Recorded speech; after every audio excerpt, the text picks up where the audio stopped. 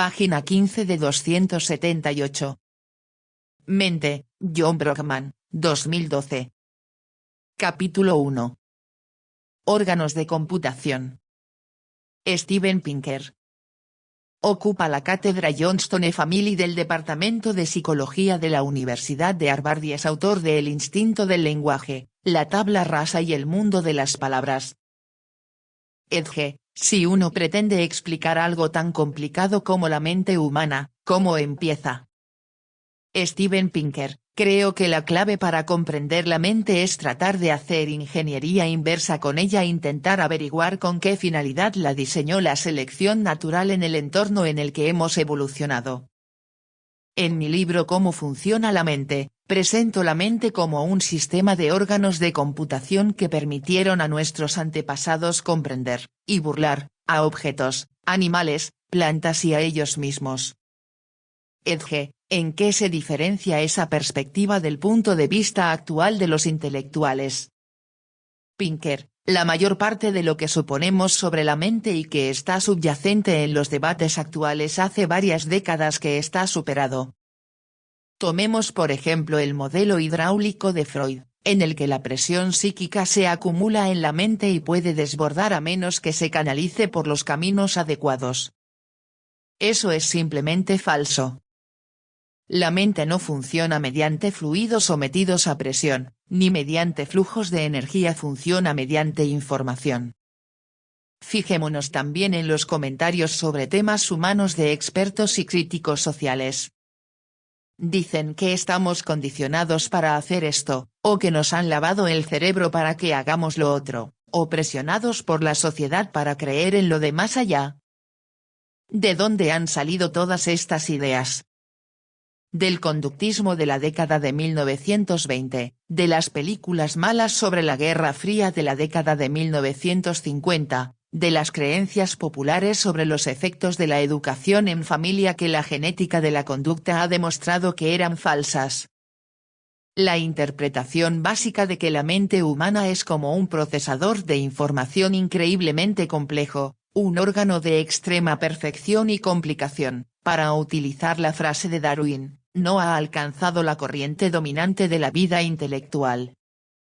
Edge, ¿qué le lleva a afirmar que la mente es un sistema tan complejo? Pinker, lo que debería impresionarnos sobre la mente no son sus proezas extraordinarias, como los logros de Mozart, Shakespeare o Einstein, sino las hazañas cotidianas que damos por descontadas.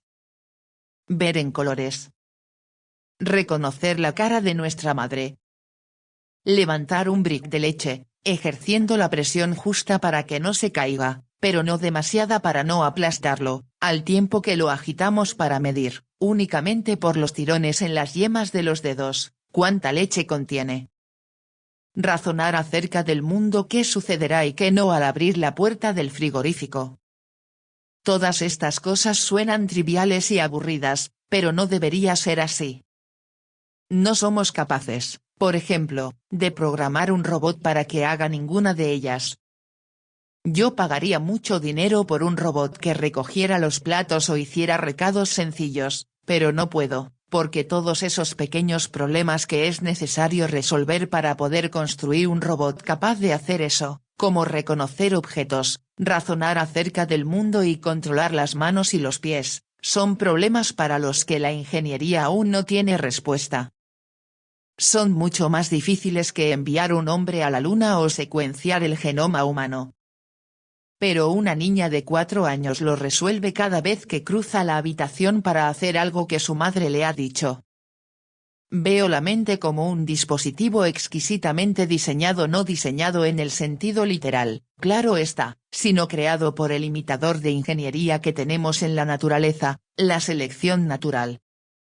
Ese es el mecanismo que ha diseñado los cuerpos de los animales para que puedan llevar a cabo proezas increíbles como volar, nadar y correr, y es sin duda lo que ha diseñado la mente para que pueda realizar asombrosos prodigios. Edge, ¿en qué se traduce este punto de vista en lo que respecta al estudio del funcionamiento de la mente? Pinker, apunta hacia lo que debería ser la investigación en psicología, una especie de ingeniería inversa.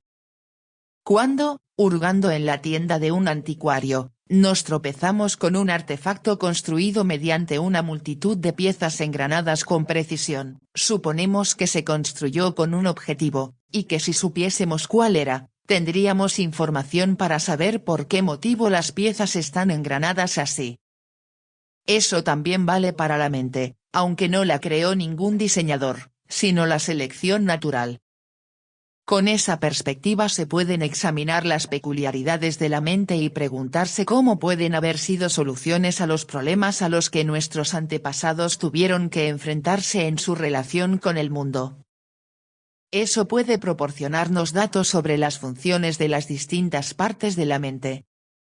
Incluso aquellas partes de la mente que nos parecen irracionales, como las pasiones más intensas, celos, venganza, encaprichamiento, orgullo, pueden ser perfectamente soluciones correctas a los conflictos de nuestros antepasados en sus relaciones mutuas. Por ejemplo, ¿por qué hacen las personas locuras como seguir a un examante y matarlo? ¿Cómo vas a recuperar a alguien si lo matas? Parece un defecto de nuestro software mental. Y sin embargo, varios economistas han propuesto una alternativa. Si nuestra mente está hecha de modo que, en determinadas circunstancias, nos vemos impulsados a llevar a cabo una amenaza cueste lo que cueste para nosotros, esa amenaza se convierte en creíble. Cuando una persona amenaza a su amante, ya sea de forma explícita o implícita, diciéndole si me dejas, no pararé hasta acabar contigo, la amante podría descubrir el farol si careciese de signos que le indicasen que el amante está lo suficientemente loco como para llevar a cabo la amenaza, por vana que fuese. De este modo, el problema de construir una disuasión creíble en las criaturas que interactúan entre sí conduce a una conducta irracional como solución racional. Racional, desde luego, con respecto al objetivo de nuestros genes de maximizar el número de copias de sí mismo. Por supuesto, no es racional desde el punto de vista de los seres humanos y de las sociedades de maximizar la felicidad y la justicia. Otro ejemplo es la extraña idea de felicidad. ¿Cuál es la función del estado psicológico llamado felicidad? No puede ser que la selección natural nos haya diseñado para sentirnos bien todo el tiempo por pura buena voluntad. Lo más probable es que nuestros circuitos cerebrales de la felicidad nos motiven a efectuar acciones que mejoren nuestra aptitud biológica.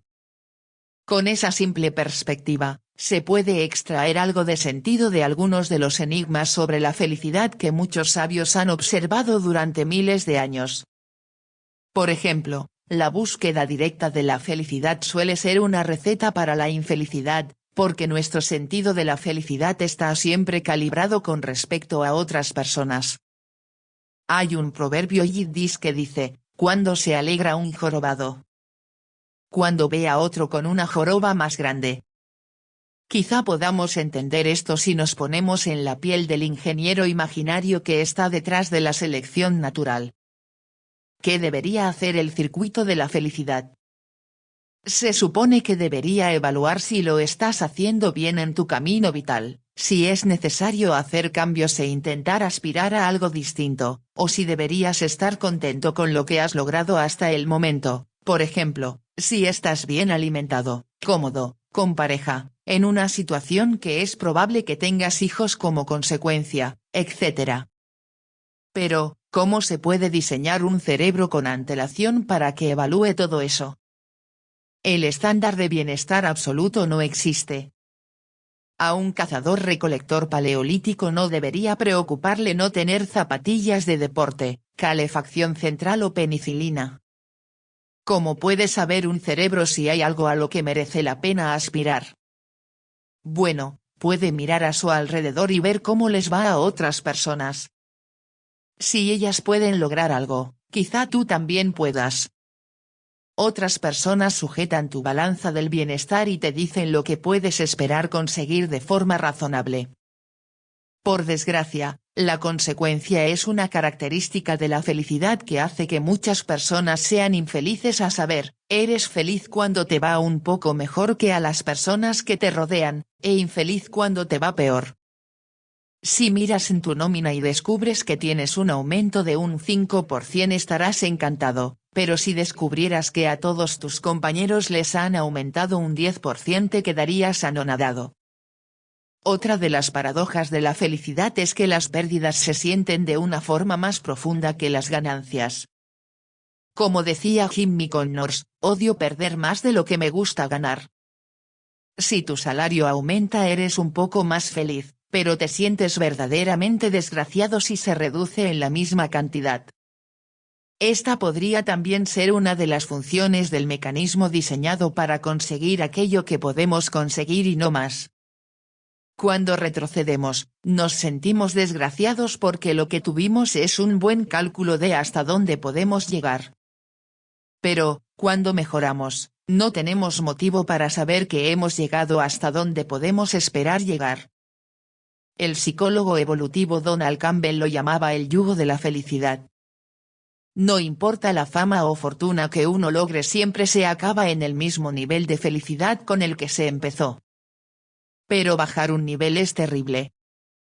Quizá es porque la selección natural nos ha programado para estirar más el brazo que la manga, aunque solo un poco. Edge, ¿en qué se distingue su postura de la de otras personas que han escrito sobre la mente, como Dan Dennett, John Searle, Noam Chomsky, Gerald Edelman o Francis Crick?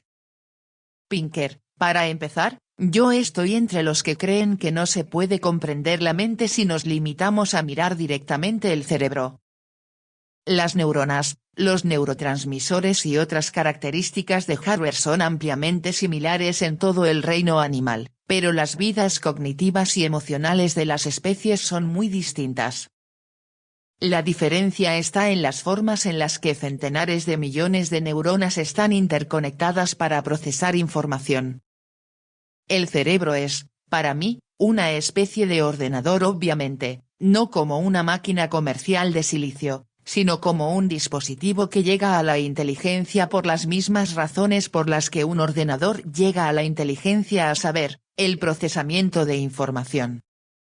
Eso me sitúa con Dennett y Chomsky, aunque estamos en desacuerdo en muchos otros aspectos, y en discrepancia con personas como Searle, que niega que el cerebro pueda entenderse como procesador de información e insiste en que solo puede entenderse en términos fisiológicos.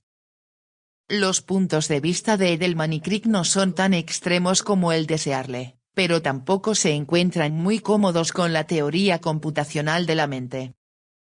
Como Dennett y Searle, pero a diferencia de Chomsky, creo que la selección natural es la clave para explicar la estructura de la mente, que la ingeniería inversa a la luz de la selección natural es la clave para la pregunta de por qué nuestros pensamientos y sentimientos tienen la estructura que tienen. Creo también que la mente no está hecha de chopet, sino que tiene una estructura compleja y heterogénea. Está compuesta de órganos mentales especializados en distintas funciones, como la visión, el control de manos y pies, el razonamiento, el lenguaje, la interacción social y las emociones sociales. Igual que el cuerpo está dividido en órganos físicos, la mente está dividida en órganos mentales. Eso me sitúa en línea con Chomsky y contra la opinión de muchas personas que modelan redes neuronales, que esperan que un único tipo de red neuronal, con el entrenamiento adecuado, pueda llevar a cabo cualquiera de las proezas mentales de las que somos capaces. Por motivos similares, discrepo con la postura dominante en el entorno intelectual moderno, que la construcción de nuestros pensamientos es social y dependiente del modo en que fuimos socializados de niños a través de las imágenes en medios de comunicación, de los modelos de rol y del condicionamiento. Edge, pero, ¿no se han planteado objeciones a la metáfora de la mente ordenador? Pinker, algunos críticos opinan que se trata de un ejemplo de incorporación ciega de las últimas tecnologías en nuestras teorías. La objeción es algo así como, cuando surgieron las centralitas telefónicas, se pensó que la mente era una centralita antes, cuando la moda eran los artefactos mecánicos impulsados por agua, se decía que la mente era una máquina hidráulica, etc. Es obvio que existe el peligro de tomarse las metáforas de forma demasiado literal, pero en realidad, si se es prudente, lo que hacen las metáforas mecánicas es mejorar nuestra comprensión de la realidad.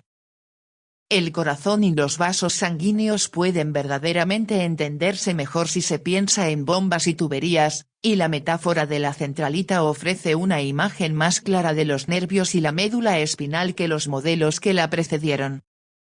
Y yo opino que la teoría de la computación, y en ciertos casos los ordenadores reales, ofrecen principios esenciales para la comprensión del funcionamiento de nuestra mente. La idea no es que la mente sea como un ordenador de los que podemos adquirir en un comercio, sino que algunos de los principios de funcionamiento de la mente y de los ordenadores son los mismos. Cuando los ingenieros comprendieron los principios del vuelo por primera vez diseñando aeroplanos, esto les proporcionó perspectiva acerca de los mecanismos de vuelo de las aves, ya que los principios de la aerodinámica, como la forma de un plano aerodinámico o la interacción de la elevación y la resistencia al avance, son aplicables tanto a los aviones como a los pájaros. Eso no significa que el avión sea un buen modelo de un pájaro. Los pájaros no utilizan hélices, ni tienen conectores para auriculares, ni servicio de bebidas en vuelo, por ejemplo.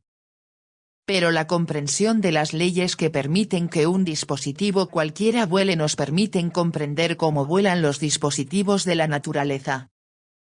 La mente humana es distinta de un ordenador en innumerables formas, pero tras la computación hallamos lo mismo que tras el pensamiento, la representación de estados del mundo, esto es, el registro y la manipulación de información según reglas que imitan las relaciones de verdad y probabilidad estadística que se cumplen en el mundo.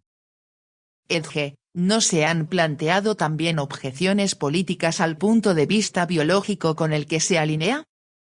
Pinker, muchas personas meten en el mismo saco la idea de que la mente tenga una estructura compleja innata con la idea de que las diferencias entre personas deben ser innatas. Pero son dos conceptos totalmente distintos. Todas las personas normales del planeta pueden estar equipadas de forma innata con un inmenso catálogo de máquinas mentales, y todas las diferencias entre personas, lo que hace que John sea distinto de Bill, podrían deberse a diferencias en experiencia, en crianza o en factores aleatorios que les sucedieron durante su crecimiento. Creer que existe una rica estructura innata común a todos los miembros de la especie es distinto de decir que las diferencias entre personas o grupos de personas se deben a diferencias en la estructura innata. Veamos un ejemplo, fijémonos en el número de piernas. Tener 2 piernas es una propiedad innata de la especie humana, a diferencia de las 6 patas de los insectos, las 8 de las arañas o las 4 de los gatos. Así, tener 2 piernas es una característica innata. Pero si nos fijamos en los motivos por los que algunas personas tienen una o ninguna pierna, son totalmente ambientales, perdieron una pierna en un accidente, o como consecuencia de una enfermedad. De modo que es necesario distinguir ambas cuestiones. Y lo que vale para las piernas vale también para la mente. Edge, como sabe, cada vez estamos más interesados en la presencia creciente de Internet y en sus efectos en la vida intelectual. ¿Cree que lo que sabemos sobre la mente tiene implicaciones sobre el ritmo de cambio de nuestro mundo como consecuencia de la tecnología informática? Pinker, la tecnología informática nunca cambiará el mundo mientras siga pasando por alto el funcionamiento de la mente. ¿Por qué se impuso instantáneamente el uso del fax, y se sigue usando ahora, cuando el correo electrónico es mucho más razonable? Hay millones de personas que imprimen los textos de su ordenador en hojas de papel y las meten en un fax, obligando a la persona que está en el otro extremo a tomar el papel, leerlo y arrugarlo o aún peor, escanearlo para volver a convertirlo en un archivo. Desde un punto de vista tecnológico, esto es ridículo y sin embargo, se sigue haciendo. Se hace porque la mente evolucionó para tratar con objetos físicos, y aún le gusta conceptualizar las entidades que se transfieren entre personas como objetos físicos que se pueden sostener en las manos y guardar en una caja.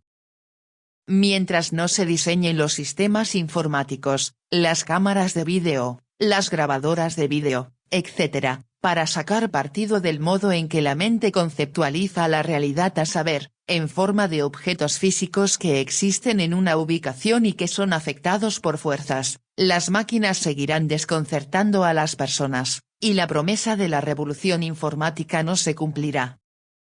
Una parte del problema se puede deber a que lo mejor de nuestra tecnología viene de Japón, y los manuales se escribieron en japonés y luego se tradujeron, pero me da la sensación de que en Japón tienen tantos problemas para programar el vídeo como nosotros. No es solo una cuestión de instrucciones, sino del propio diseño de las máquinas. Las máquinas las diseñaron ingenieros que no están habituados a pensar en cómo funciona la mente humana. A lo que están acostumbrados es a diseñar máquinas elegantes según sus propios criterios, y no piensan en cómo los usuarios van a concebir la máquina como otro objeto del mundo, y a tratar con ella del mismo modo en que hemos tratado con los objetos durante cientos de miles de años. Edge, déjeme darle la vuelta a la pregunta. ¿Cuál es la importancia de Internet y de la actual revolución de las comunicaciones en lo que se refiere a la evolución de la mente? Pinker, probablemente no demasiada. Es necesario distinguir entre dos sentidos de la palabra evolución. El sentido que utilizamos Dawkins, Gould y otros biólogos evolutivos, y yo mismo, hace referencia a los cambios en nuestra constitución biológica que nos han hecho llegar a ser el tipo de organismo que somos actualmente.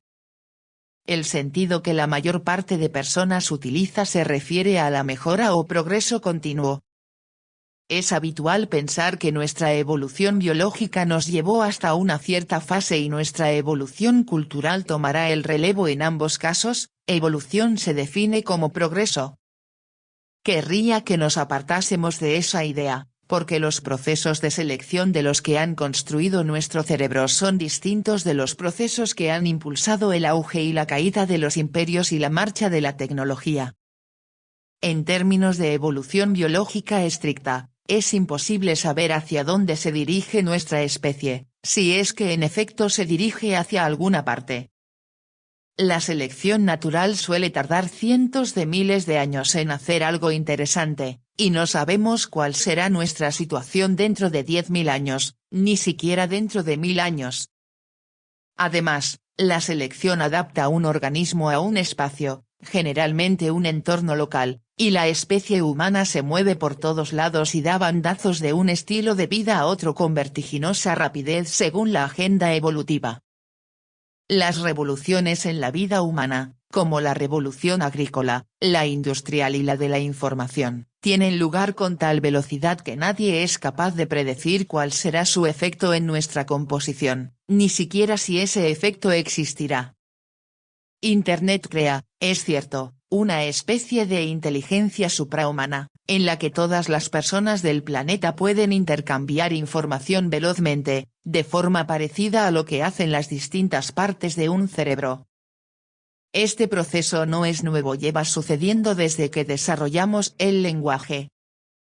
Incluso las tribus de cazadores-recolectores no industriales acumulan información mediante el uso del lenguaje, cosa que los ha dotado de notables tecnologías locales, procedimientos de construcción de trampas, uso de venenos, tratamiento químico de vegetales cultivados para eliminar toxinas, etc. Esta es también una inteligencia colectiva que surge de la acumulación de descubrimientos a lo largo de generaciones y su puesta en común dentro de un grupo de personas que viven en un momento determinado. Todo lo que ha sucedido desde entonces, como la escritura, la imprenta, y ahora Internet, son métodos para amplificar algo que nuestra especie ya sabía hacer, compartir conocimientos mediante la comunicación. La verdadera innovación dentro de nuestra evolución biológica fue el lenguaje desde entonces, todo lo demás simplemente ha permitido que nuestras palabras viajen más lejos o duren más tiempo. Página 24.